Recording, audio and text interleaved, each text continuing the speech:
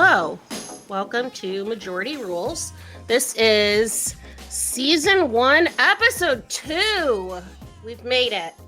We haven't been canceled yet, you guys, so yay for us. So this is a podcast about Mizzou athletics, majority, which is Olympic sports athletes. So you'll notice there's only 3 of us here today. So I'm Karen. I'm the host, I guess. I'm also a softball gymnastics beat writer and the Olympic sports manager at Rock M Nation. And let's go to you, Matthew. I'm Matthew Gustafson, the beat writer for volleyball and wrestling at Rock M. You're going to hear a lot more volleyball from me today, but a little bit of wrestling news that popped up as well.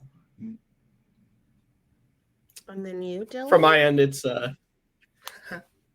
I'm Dillon Heinrich. I'm currently the beat writer for soccer and women's basketball. Same thing with soccer in season. Got a lot more soccer news to talk, but of course, got a little bit of women's basketball news to sprinkle on at the very end, which I'm very excited about.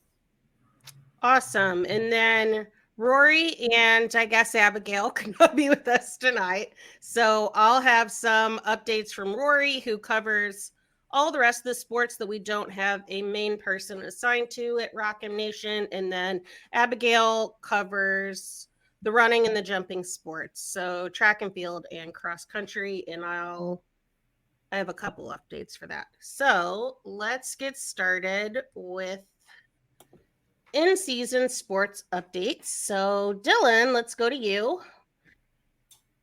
Yeah, so after week 1, Mizzou was 1-1 in soccer. Started off pretty hot. Then this past week had a couple hiccups.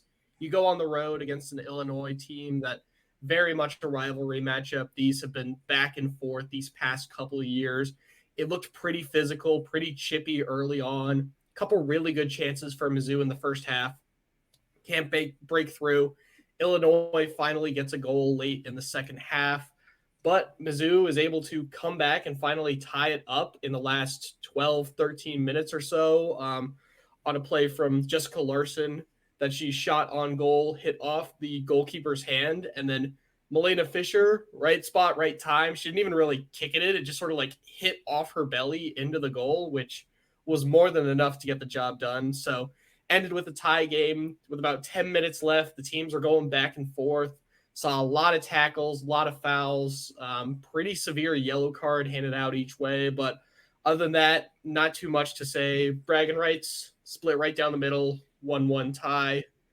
Sent things back to Columbia when Missouri was taking on St. Louis, who was ranked number 23 entering the contest.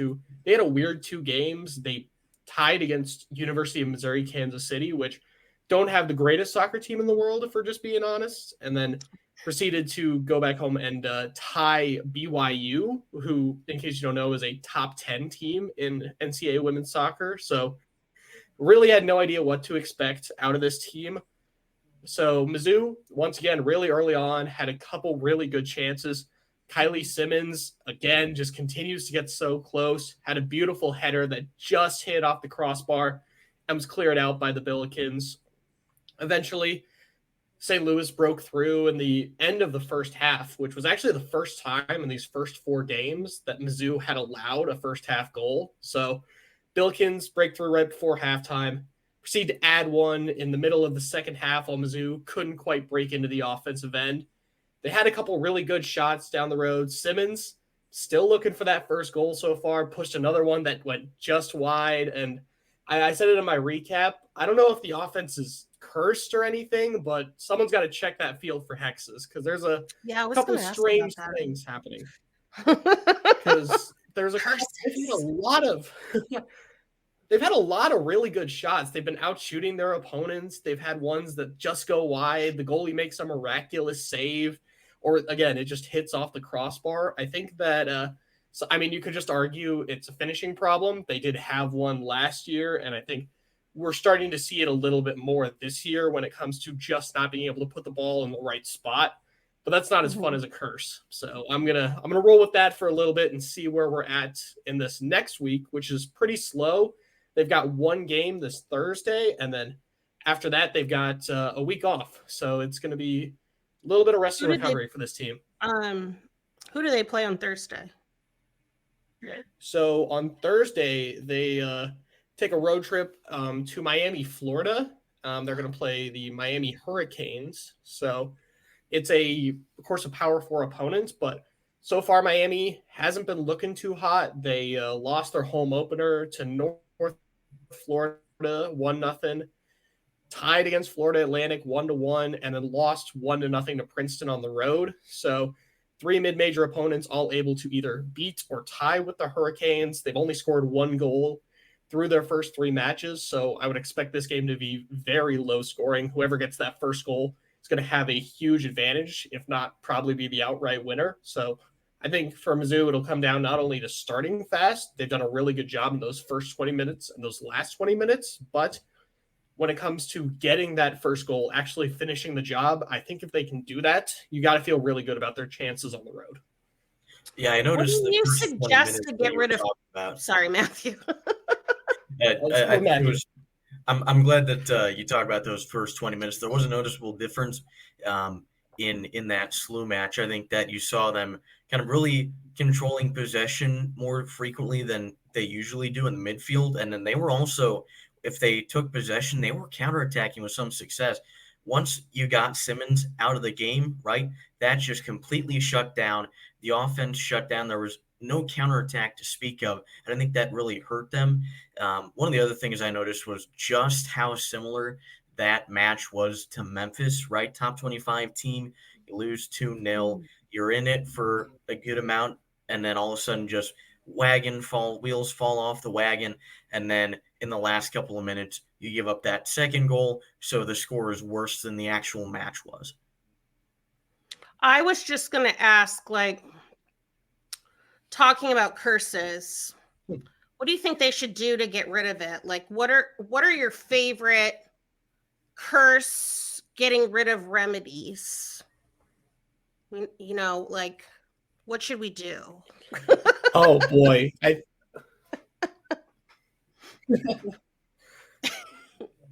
think there's a couple really good options. I think my favorite one is definitely the symbolic trash can. Either everyone throws something into the pile, or they all choose one collective item, and then they decide to burn that right in the middle of Audrey J. Walton, of course, fire code permitting. I think that way, kind of a team.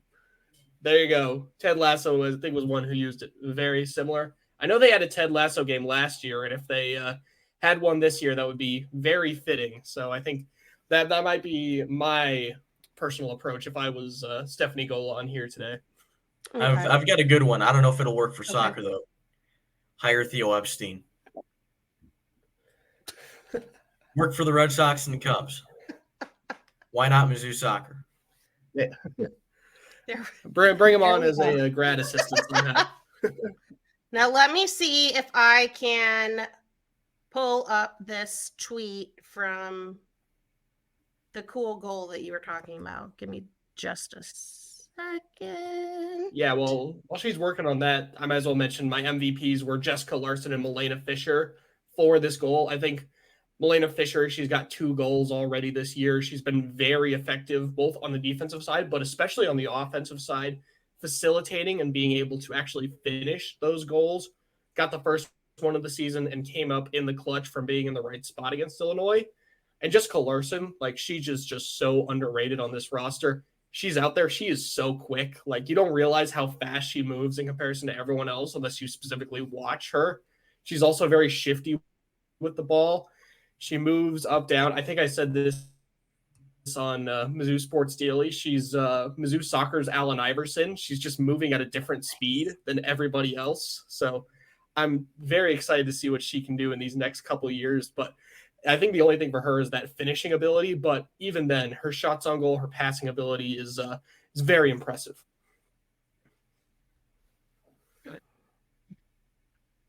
It doesn't look like we have the sound for it, but I don't know how to do that part. But if you could see on that play, that's all Jessica Larson getting that shot on goal, and then Milena Fisher coming out to meet her, not giving up on that play. And it's not really a shot, but sometimes it doesn't have to be a shot. All it has to do is be a goal. The volume would be helpful.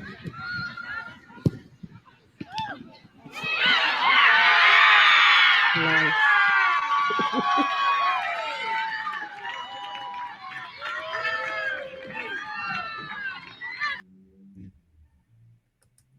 That I think seems very MVP worthy. Just about everything I got from soccer. Awesome. Matthew, let's go to you for some volleyball. So we talked about the black and gold scrimmage in the first episode. Now they had an exhibition against Omaha.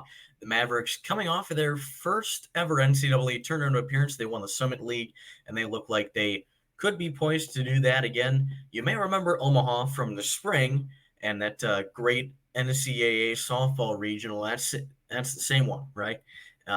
So they ended up sweeping 25-23, 25-23, 25-20. And I'm just going to give you some of the main takeaways. First off, talked about how there were returning 6 of 7 starters. Well, one of the starters was actually swapped out for a transfer. Morgan Eisenberg, who was actually in the top 10 in blocks in the SEC last year, was replaced in the starting lineup by Illinois State transfer Reagan Haith. Now, one of the keys here, Haith is, I believe, 6'2" compared to 6'0" for Eisenberg. Eisenberg was one of the shortest, if not the shortest, middles in the SEC last year. So that may be just a tactical decision, trying to get some more height out on the floor.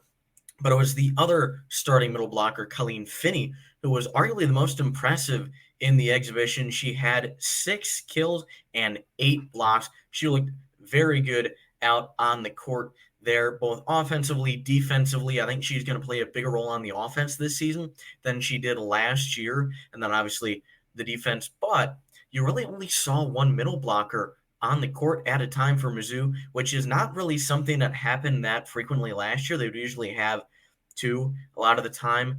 But instead, what they were doing was they would either have 2 outside hitters and a right side hitter on the court, or they would have a libero and a defensive specialist. So they would have Maya Sands and then most of the time Carolise Perez-Catila out on the floor together. And that's not really something that you saw last season from Dawn Sullivan. So it seems like she's doing some different tactical things this year, which makes a lot of sense because she has depth that she did not have last season. So she's able to do different things tactically and have it be more effective. One of the reasons that you may see that libero-Diaz combination, transfer Michael Vernon, who's going to be replacing Delar Getacola as that second outside hitter in the lineup, did have some struggles in terms of serve receive and in terms of passing serve receive. She had 2 consecutive times where she was targeted, made a mistake on those plays. But when she does get into the front row, she was an absolute beast on the court. 11 kills. I think it was something like 3 blocks. Just incredible stats. She's pretty clear that she is a very, very good player and could be a very impactful player for this team. And one of the things that struck me about Vernon's performance was just she has a ridiculous vertical leap.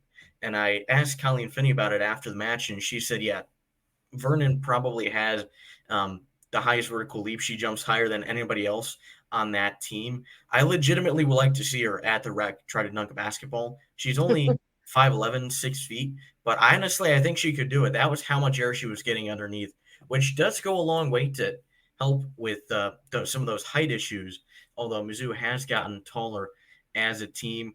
Now, overall, it's clear they're still working out some things. Like I said, serve receive, there were some issues there. There were times where the blocking wouldn't show up as much, or they were having a string of like attack errors where they were just having trouble finding an open spot on the floor or getting it inbound. But that being said, they swept a team that very likely could be in the NCAA tournament again this season, but they're going to need that experience because they have a couple of very tough matches to start off. They've got Drake on Friday. I'm going to be covering that one. Drake finished runner-up in the Missouri Valley Conference. They made it to the NIVC, which is kind of like the NIT of collegiate volleyball, made it to the grade 8.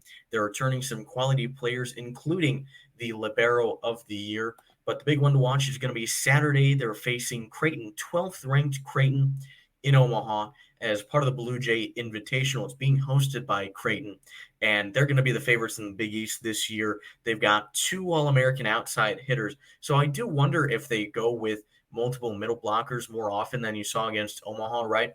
Facing a lower caliber team, still pretty good, but lower caliber in Omaha. You can afford to have 3 hitters on the floor at the same time, only have 1 middle out there.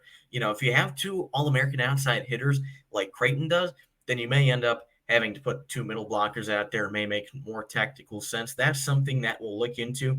And then Sunday, they've got NC State, arguably a snub from the NCAA tournament last year. They went 12-6 in the ACC. They actually beat Louisville, who I believe ended up going to the Elite Eight. They're probably going to be in the Elite Eight again this year, one of the best volleyball programs in the country. So 2-1 is the realistic goal here. And that would still be a very good outcome, even if it's the expected one, because none of these 3 teams are going to be an easy match, right? They're all quality opponents. Obviously, Creighton is in a league of its own, but wins over Drake and NC State are definitely going to be looked at favorably when it comes time for tournament seeding all the way in December. I know I'm getting ahead of myself. It's only the first weekend, but these are the things you have to think about. And it seems like they have, because I think I mentioned this on the last episode. It really did hurt them a little bit, their non-con schedule last year, I believe, in terms of seeding. So it definitely seems like they're taking some really solid steps. I will say it's going to be a very uphill battle against Creighton, but if they can beat Creighton in Omaha at Creighton, that is going to be a very, very positive indicator for the rest of the year. And if they sweep, they may be in the top 25 this time next week. Dear Rock M Plus listeners, readers, and subscribers, we are thrilled to announce our first ever digital Mizzou football review magazine. Inspired by the iconic newsstand staples like Athlon, Phil Steele, and Street and Smith, our team has created a PDF file jam-packed full of content for you to learn about the most anticipated Missouri football season maybe in history. Checking in at about 100 pages, we have in-depth previews of all 12 opponents, analysis of each position group, profiles of newcomers, exclusive photographs, features like a retrospective on the 2014 team, the evolution of Faurot Field, Luther Burden's place in Mizzou history, and more. We also have an analytics Q&A with Bill Connolly of ESPN, the founder of Rock M. We also have college football preview content and much more. This digital magazine is available now. It is $15 for purchase, with discounts available for premium Rock M Plus subscribers based on your membership tier. $10 for monthly members, $5 if you have an annual membership. Now is the time to become a member to secure your discount on this one-of-a-kind product today. We know that you're going to love this magazine, and we can't wait to have it on your devices. MIZ. That's exciting. So I did see they did share this social media post. Look at me getting all these things going. Watch again. I'll get it together sometime, you guys.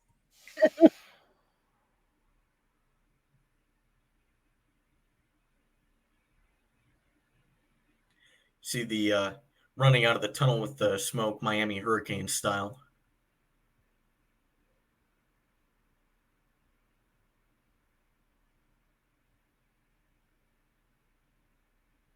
These creative people from Mizzou are so amazing. Let's just watch a movie, guys.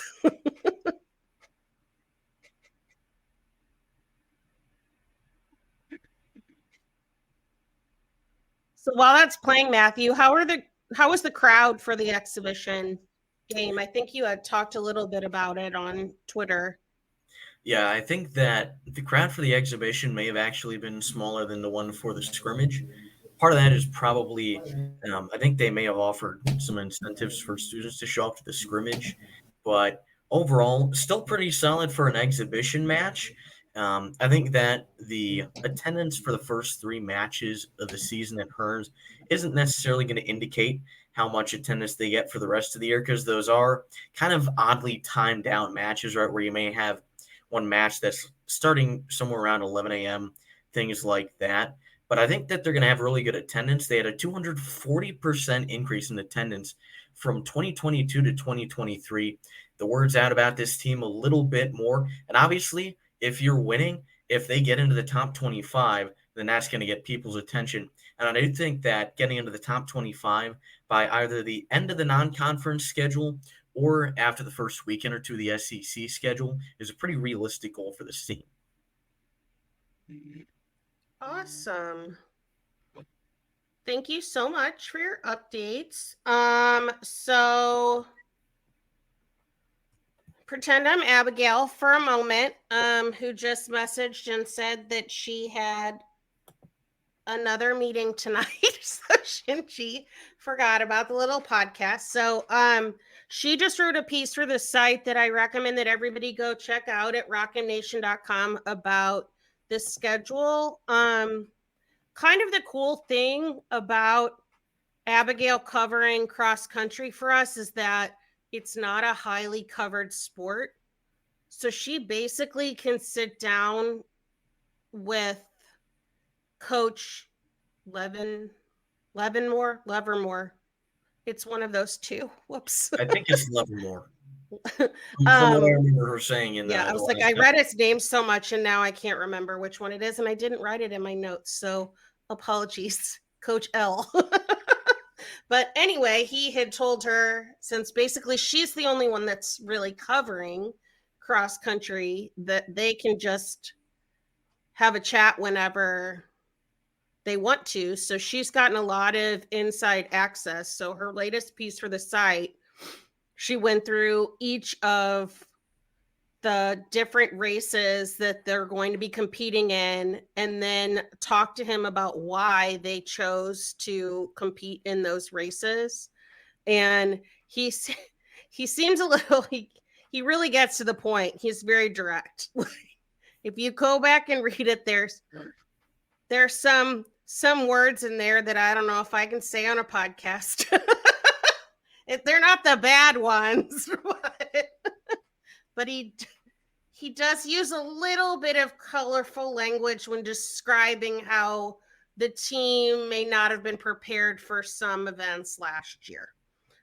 So you should definitely go check that out.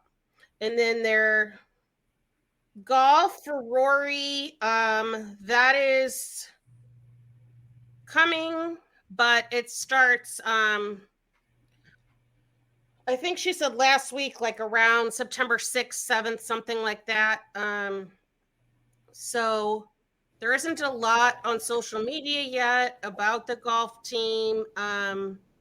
So it's not a whole lot of updates there. We'll see what comes.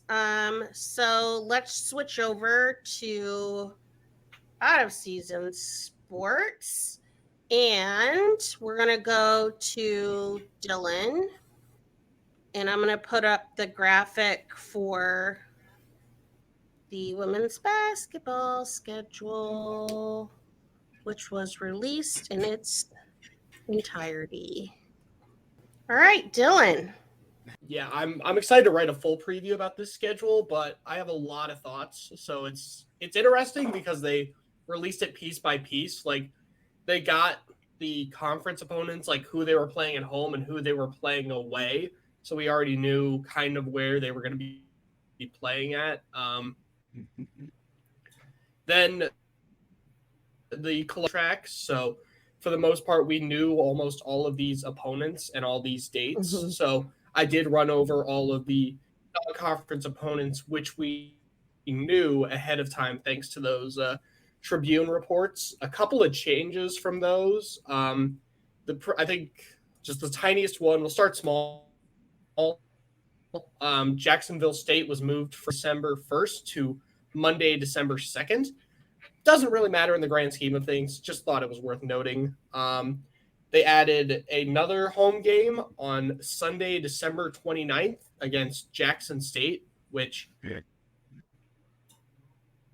is definitely an interesting week of Christmas and New Year's, but things will definitely be busy at Mizzou Arena around the holidays. Yeah. And then I think the biggest shocker in the non-conference was the 2 additions in the on the road. So when I saw the schedule and I saw the first one was an away match against Vermont, I had to do a double take. Like, what? They're traveling to Vermont. I got to admit, I haven't checked very much on this team. I'm not even sure.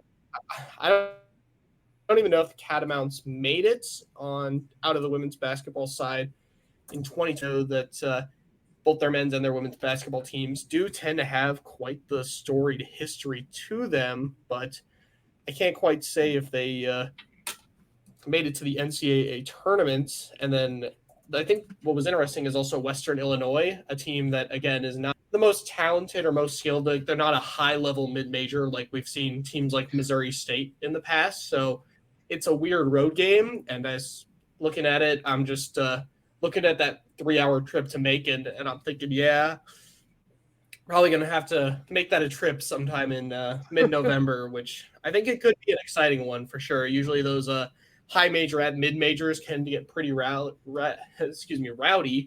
I remember the St. Louis Mizzou game last year, even though Mizzou did not come out on top, was a pretty good environment. So I'm actually very excited for that game. But for the most part, if you read my non-conference preview, it was a lot of home games. It felt like it was a lot of Coach P really gearing this team up with a lot of wins, trying to build a lot of confidence for a team that, again, is seeing a lot of turnover, especially with the transfers coming in. So really trying to build up those wins, build up that continuity heading into SEC schedule. And boy, is it a schedule. So I think the first thing I saw coming out was the South Carolina game at home right around New Year's, which to those of us who have been following women's basketball sounds very familiar to, I believe it was New Year's Eve 2020, back when they knocked off number 1 South Carolina in an absolute war in overtime, which was crazy. Yeah, looking at I the rest saw of the that schedule, schedule and I was like, oh, Kieran's gonna have to come back from Florida early because I'm gonna need to be there. You were talking about some of the unusual away games, and I can understand Vermont a little bit. It's probably kind of a cool place to visit during the winter, right? They probably have maple syrup or something. But and I say this with love, knowing several people who either have went to Western Illinois or are currently going to Western Illinois. But there is absolutely no reason to go to Macomb, Illinois, unless you were attending Western Illinois University. And that's a head scratcher to me. I really would not want to be visiting Macomb, Illinois in the middle of December, other than trying to get what will most likely be an easy win. But one of the things that also sticks out to me, you talked about South Carolina, in 5 days, 5 or less days, they go from playing Jackson State to playing South Carolina. This is a very light schedule, I think it's fair to say. Robin Pinishin went to the Cupcakery and bought herself a dozen.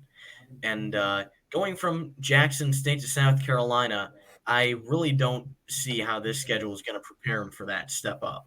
I'm going to switch over to all right, Matthew with wrestling. So you said something about the Tiger Style invite. That is correct. Coming again. Tell us about that. Yep, Tiger Style invite is back for another year. They announced that on August 20th. It's going to be in Kansas City again at Staley High School, known as the home of the Elams. They're going to be competing against Cal Poly, Little Rock, Maryland, Purdue, and SIUE this season. So you get 2 Big Ten teams. You have Little Rock, which is kind of a more recent up-and-coming program. They had a really good year last year. And then, kind of your fillers, SIUE is a local squad. You have Cal Poly as well. But they scheduled this similar to last year. They scheduled this on a football Saturday. It's going to be on November 9th, which a lot of you probably have circled on your calendars because that's when Mizzou's playing Oklahoma. And last year they had the Tiger Style invite, and it was the same day that Mizzou played Tennessee. So they seem to keep scheduling these the same day as really big Mizzou football games. I'm not quite sure what the reasoning behind that is. That just has been the way that it's panned out. Maybe they figure that the audiences don't overlap that much, though I feel like they do. But Yeah, and one of the other things is that it also is in Kansas City, so maybe they're thinking that there aren't going to be a ton of people, wrestling fans in Kansas City, who would go to a football game in Columbia versus a Mizzou wrestling event in KC. That's my best guess, honestly. Yeah. But yeah, that's just kind of weird that they've scheduled it that way for the past 2 seasons. Who knows? They may have scheduled it that way for the past 3 seasons. I just wasn't there. Well, and also since it's at Staley High School, they also have to contend with what other sporting events are going on there. So I'm sure that there's some rhyme or reason into that we just aren't aware of. You should ask Coach Smith about that though at some point. Why? What are you doing, Coach? Why are you scheduling stuff during big football games? Yeah, that's and I mean that's an all-day event too. It starts around 10 a.m. I think, and it goes all the way until 5, 6 o'clock, even possibly, maybe a little less than that. But it is an all-day event, so if you decide to watch it, you're probably gonna miss the first quarter, maybe even the first half of the Oklahoma game, depending on if it's a 3:30 game or a 7. If it's a 7, you're good, but if it's a 3:30, then you may miss some of the football action. Yeah, I can't remember offhand. That's what I get for not being a football person. Is I don't remember what the time frame they were given for that game is. I think the Oklahoma was one of the flex ones where it could be either 3:30 or 7, and then they'll determine that based on TV schedules when you get closer into the game. Okay. And that's then what was that? I said that's all I got schedule wise. That's the new news that we have for wrestling right now. Okay. So it's pretty slow on the wrestling front. Season is still a couple months away. Transfer portal is pretty much winded down, so everybody's just slowly getting ready for the year. Awesome. Thank you. So on behalf of Abigail, last week she told us that Sterling Scott, who is just coming into his sophomore year at the university, he's a triple jumper. He is currently competing in the U20 World Athletics Championships in Lima, Peru. And you guys, Sterling Scott is amazing. I mean, we knew this already, but he's really, really good. So I don't really know how, this just sounds great to me. A new personal best. That sounds amazing. Clearing 16.29 meters. That seems really far. I think that says 53 feet and 5.25 inches. Yeah. So he won his flight, and he will now be competing in the finals on Friday. So way to go, Sterling. Proud of you. And then moving on to updates for Rory, just a couple of swimming things.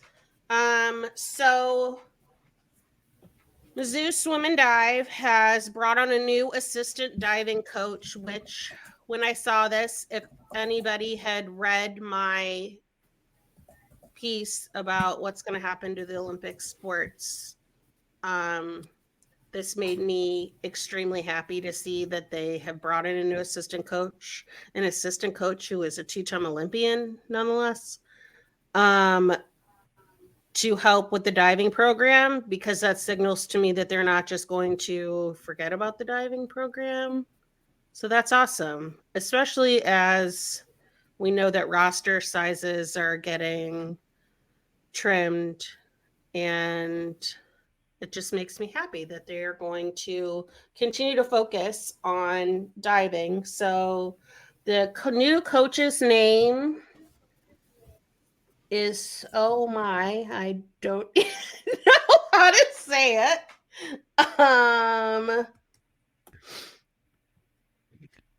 Give me a moment, and I'm going to see if I can figure this out. Brandon Lasciavo.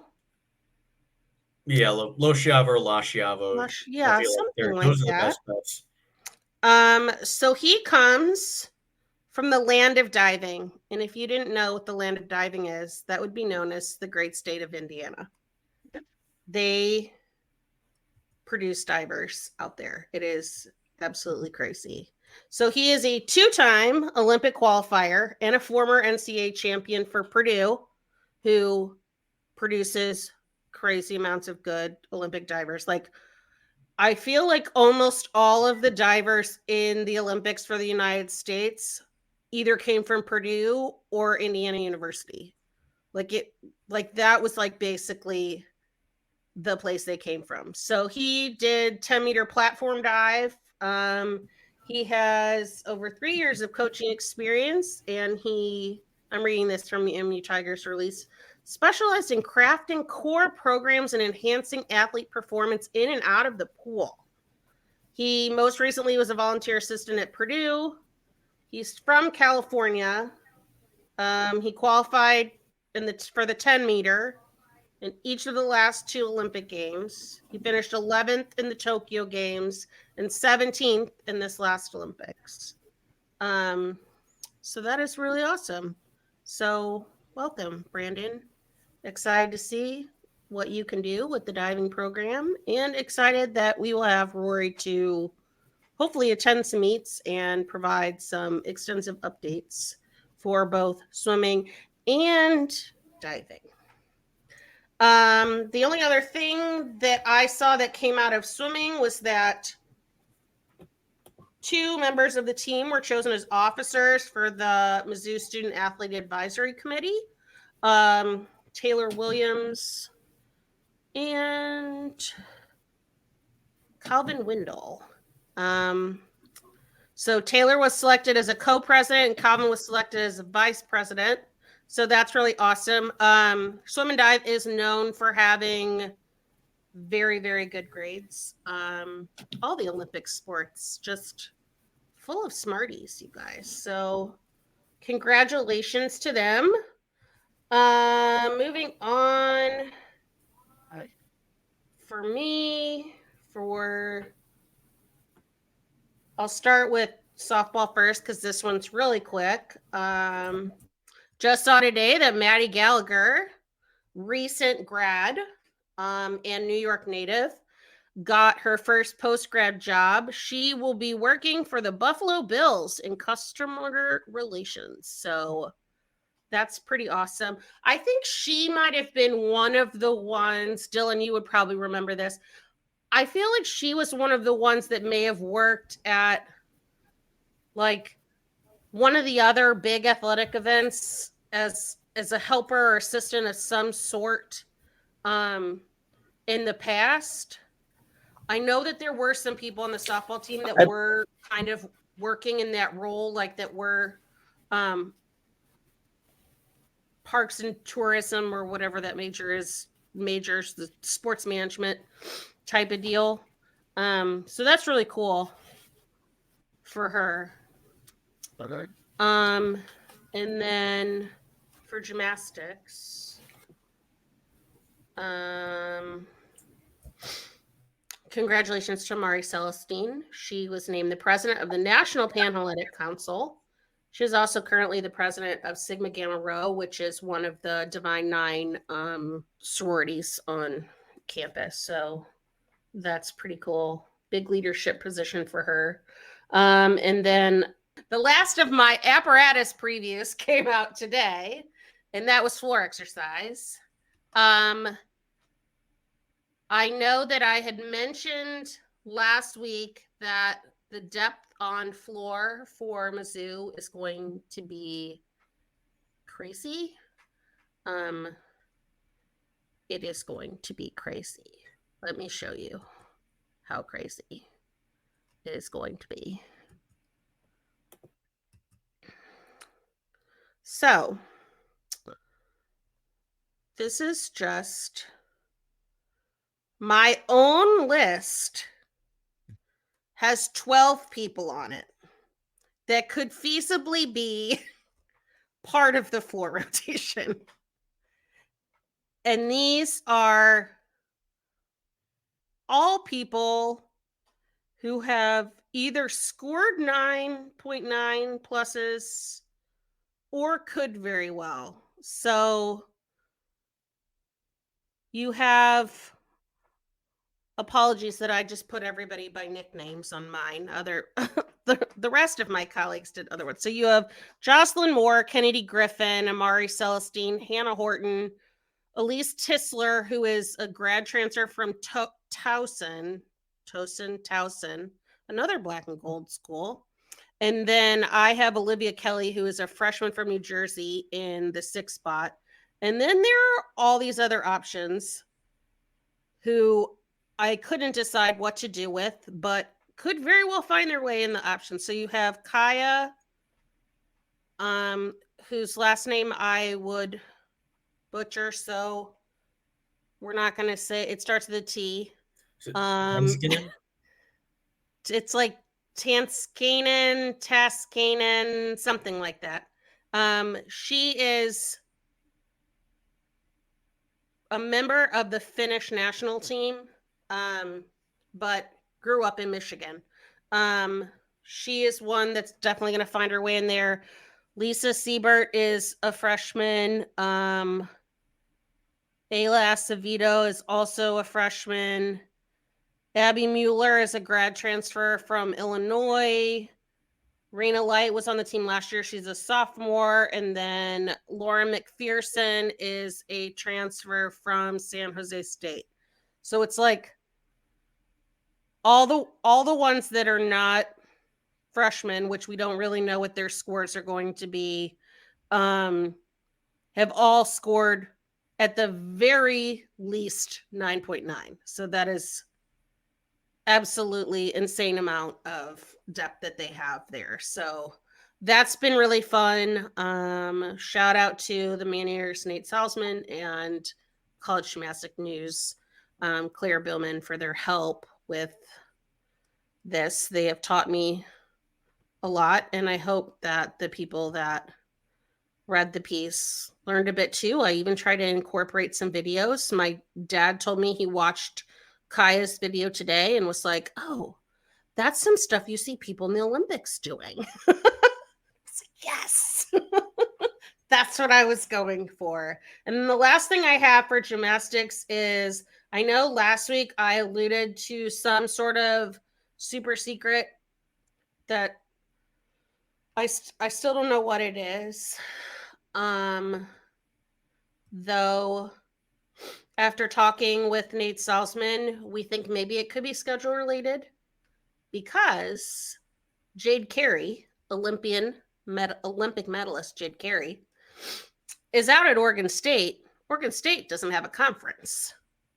So maybe Mizzou's going to bring in some fancy schmancy non-con opponents, and we'll get to watch, someone like Jade Carey in Hearns. So that would be really awesome. I still tend to think that it's still recruiting related, whether it be they nabbed a new recruit or somebody in the 2025 class reclasses and comes early or something.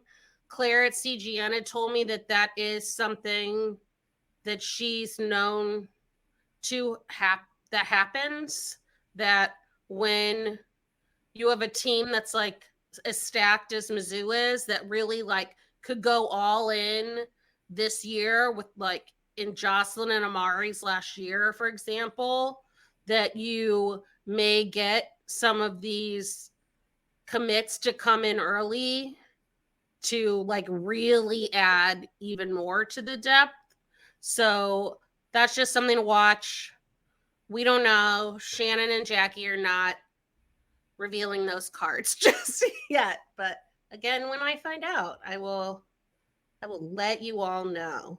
So I think all we have left is our closing with what are we working on? Dillon, I'm sure you've got another Tiger target. Yeah. So again, I'm loving these weekly Tiger targets. Kind of recapping the last week of Mizzou Soccer while previewing what's up next. It's going to be a little bit of recap heavy with 2 games and only the one in Miami, but I think there's still a lot to talk about, especially what's not working offensively. What can they do? What's it all about playing in the middle of the field? A lot of fun stuff. I'm not going to spoil too much of it. So that'll come out on Thursday. So that way you can mix in a little bit of soccer with all your football hype coming into Murray State. That's for sure. And then apart from that, I'm going to keep it a little. I'm going to keep it a little hush hush for now. But I've got some things in the works. So. Okay, I was going to ask about one of those things, but we'll play that close to the vest right now.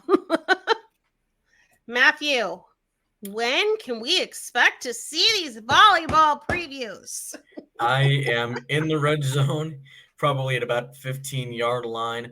I think that pretty much 4 or 5 of them are done. I just need to plug in a couple of quotes here and there, which is going to be a small section of it. But other than that, 4 or 5 are done. The 5th one is nearly done. There are just a few small things that I have to add.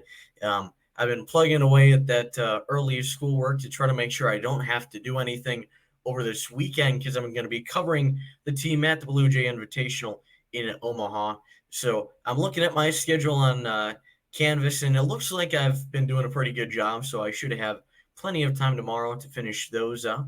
Not surprisingly, I don't have any homework due Thursday, so professors seem to have figured out that nobody's going to be doing homework Thursday, and they're all going to be. Well, they don't want any of us on campus.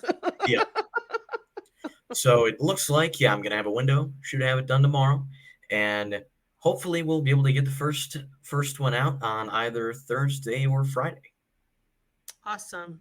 I asked that because I am genuinely a volleyball fan, but also because I'm your boss. So Abigail will be recapping the first cross-country meet of the year, which is the 30th. I'm not sure yet if she'll be doing that in written form or audio version. If she does do it in audio version, we will stick it up here on the Majority Rules site for everyone to listen to. Rory is working on a golf preview of sorts that will be up sometime before the first competition kicks off. So that'll be in the coming week. As for me, I don't have any idea what I am doing next. If someone would give me some gymnastics news, maybe I would write about that. There isn't really anything to talk about with softball, so I'm just kind of waiting to see if anything pops out for me to write about. So that's about it for us. One last thing before we get out of here. Please head over to rockmnation.com and read all the work that we do. There's so much work, you guys. Like, we have so many student journalists working for us. It is amazing.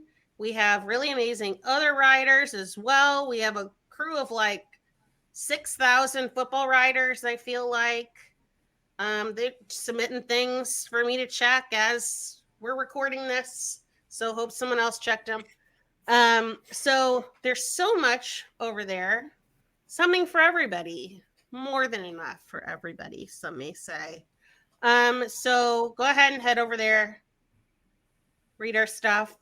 Also, You can support us by subscribing to RockM Plus. If you go to rockm.plus, it is only $5 a month, you guys. And there is some good content in there. The message boards are happening. Matthew Harris and Matt Watkins share so much basketball scoops over there. It is crazy. The amount of content that they put in over there. You talked about the possible scheduling scoops for volleyball. We have some of those for wrestling. That schedule hasn't been finalized, but some likely matchups, things that we've heard, we put together information over there. So that's available at RockM Plus. You can get some early info on some of those wrestling matchups. You can see who's going to be coming to the Hearn Center this year. That is fantastic. I'm going to see if I can do one more thing. I don't know if it'll work because now I don't know where I found it. I wanted to see if I could embed Dan's ad about the RockM football preview podcast or preview magazine. So even though, we care the most about Olympic sports, you guys, you still care about the rest of the site. And Matthew contributed a little bit to this. I read every single word, all hundreds of pages of it. So over the summer, people worked very, very hard on a preview magazine. And you should buy one because it's super cool. And you can get that when you join rockm.plus. You get a cheaper, you get a coupon off of it, or you can buy it by itself. I think it's $15. My dad got one. Did your families all get one? No? I think so, yeah. I think so. That sounds good. All right. Well, I think that's everything.